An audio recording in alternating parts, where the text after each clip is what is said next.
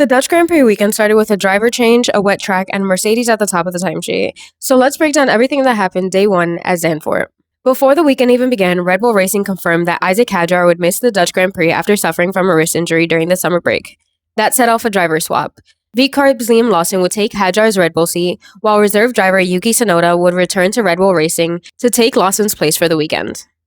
Free practice began with a wet track, so several drivers started on intermediate tires before the conditions improved enough for teams to move on to a medium compound. That made the session useful for evaluating how the cars responded as the circuit dried. Mercedes' Kimi Antonelli ultimately set the fastest time, despite also having a spin during the session. One of the more technical conversations that happened during practice was about something called ADUO, or Additional Development and Upgrade Opportunities. Under 2026 regulations, power unit manufacturers can receive additional opportunities to develop their engines during the season if their performance falls sufficiently behind the best performing manufacturer.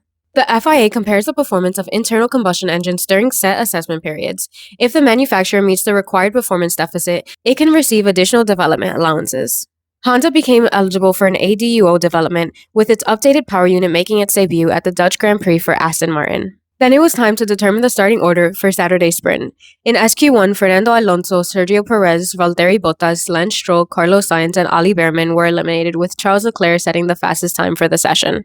In SQ2, Alex Albon, Esteban Ocon, Nico Hülkenberg, Franco Colapinto, Yuki Tsunoda, and Liam Lawson were eliminated, while Oscar Piastri went the fastest. In SQ3, George Russell took sprint pole, with Lando Norris alongside him.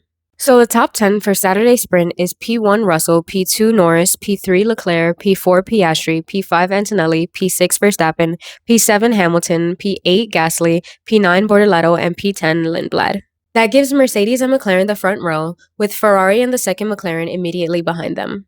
That's day one at the Dutch Grand Prix, and this is F1 Basics from Beginner, where I break down everything you need to know as a first-time viewer.